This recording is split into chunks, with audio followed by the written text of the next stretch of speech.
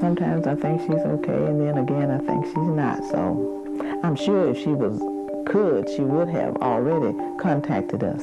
So we just don't know what to think.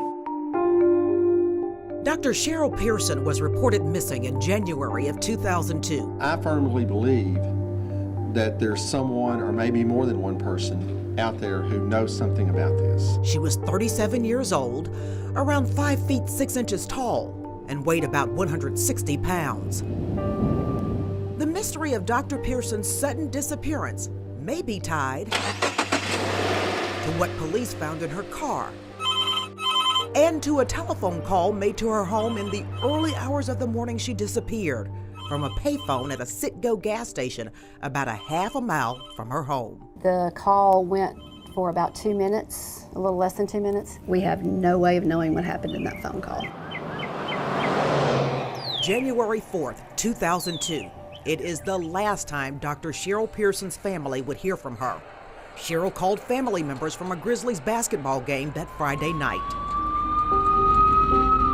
Her car was found in a parking lot of an apartment complex, which was a stone's throw across a golf course from her driveway. We talked to several neighbors in the apartment complex. Nobody remembers anybody dropping it off. Inside the car were the Grizzlies tickets from the game, a bank envelope, a set of work keys, and a set of car keys were in the trunk. The fact that it was located so close to her house was very alarming, because in all of that area, the wooded fields between all of that was searched, and to my knowledge, her car was not there that day.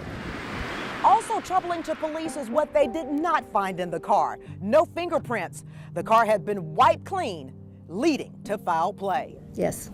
At that point, we're starting to believe that something might have happened to her, that she might not have left of her own accord. Several people were questioned in her disappearance, starting with family. Her mother refused to talk to us for this report, but both of her parents spoke to us 14 years ago. You hear about similar cases, and that kind of hits you. We're still hoping that somebody will come through with something. There were things that Mom and Dad knew differently, but nothing that really would amount to anything that would help us out. We did talk to her sister and her sister's husband, Charles Hildreth, and there was a boyfriend that Cherryl was speaking to. Did the boyfriend have an alibi? Yes, I believe he did. Then there's the brother-in-law.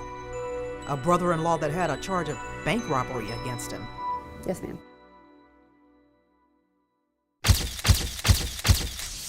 Take a journey back with me to January 4th, 2002.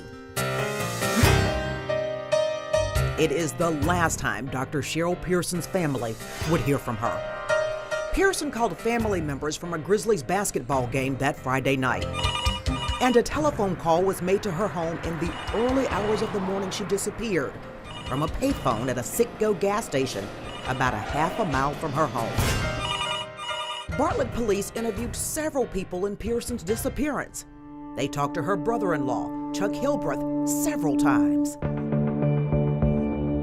Suspicious? Chuck kind of had a checkered past, so to speak. He was a person of interest for quite a while. Every time we would get something that he had told us that didn't quite add up, we would interview Ren, which is Lorinda, or interview Chuck again. We interviewed Mr. and Mrs. Pearson again about Lorinda and Chuck to see what they thought, and it just never panned out. There was a life insurance policy that Cherryl left for Lorinda that was $150,000. The average person may think that would be a motive. There was evidence that they did have some marital and financial problems, so yes, $150,000 possibly could go a long way.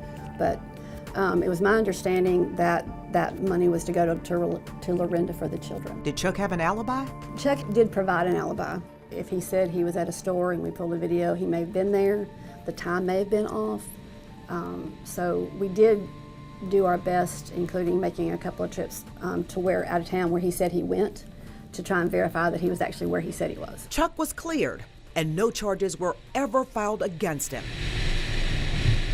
Fast forward to 2016, 14 years later, and you would think that the dust has settled. The Grizzlies no longer play at the Pyramid. The family doesn't want to talk anymore. So one would think that the trail to find Dr. Cherryl Pearson has gone cold. But has it? 2013, we did get some information from a gentleman who had been incarcerated. And he talked to another person who was incarcerated with him who had some information and provided a letter that got sent to us and sent, I believe, to the district attorney's office, and about what they saw happen. That new information was about some women in Georgia who supposedly knew something about Dr. Pearson's disappearance. But that lead led to another dead end. No reason to believe that she wanted to go and start a new life? Oh no, ma'am. From all accounts from her friends that we talked to, Cherryl was very happy. She enjoyed her job. She loved spending time with her sister's children. The 14-year-old missing case person of Dr. Cherryl Pearson has some Memphians asking the question, is this a real-life case of how to get away with murder? I guess you could say maybe.